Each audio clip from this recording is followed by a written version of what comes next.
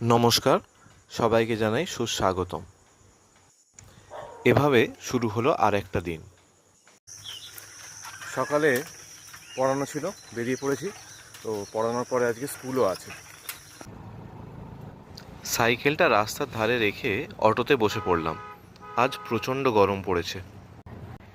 Driver দাদা আমার পরিচিত, খুব স্পিডে মোহনপুর পৌঁছে দিল। ডায়মন্ড হারবার যাবার ডিজেল ইঞ্জিন অটোতে বসলাম। ইঞ্জিনের শব্দটা এখন ভালোই লাগে, অভ্যাস হয়ে গেছে একরকম। উল্টো দিকে বসতে আমার বেশি ভালো লাগে। বাইরের প্রকৃতিটা খুব ভালো দেখা যায় এখান থেকে।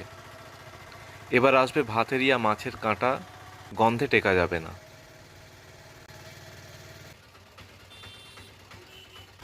এভাবে আরও আধ ঘন্টা চলতে চলতে ডায়মন্ড হারবার, তারপর কাকদ্বীপের বাস। সরকারি বাস কম সময় পৌঁছে দেয়, 1 ঘন্টা 10 মিনিট। আজ স্টেট বাস পেলাম। গরমের ছুটি চলছে, তাই নদীর দেখা বেশ কদিন পরেই পেলাম। নদীর পাড়ে কী যেন একটা কাজ হচ্ছে অনেক দিন ধরেই।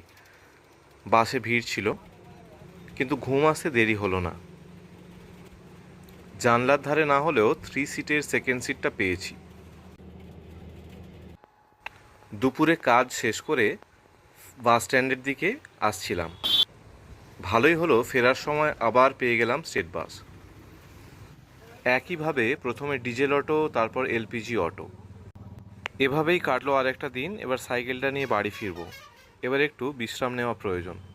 আমার জীবনের এই একটা দিন আপনাদের ভালো লাগলে অবশ্যই লাইক করবেন, আর যদি সম্ভব হয় চ্যানেলটা সাবস্ক্রাইব করে দেবেন। সাইকেলটা নিয়ে এবার আমি বাড়ি ফিরবো।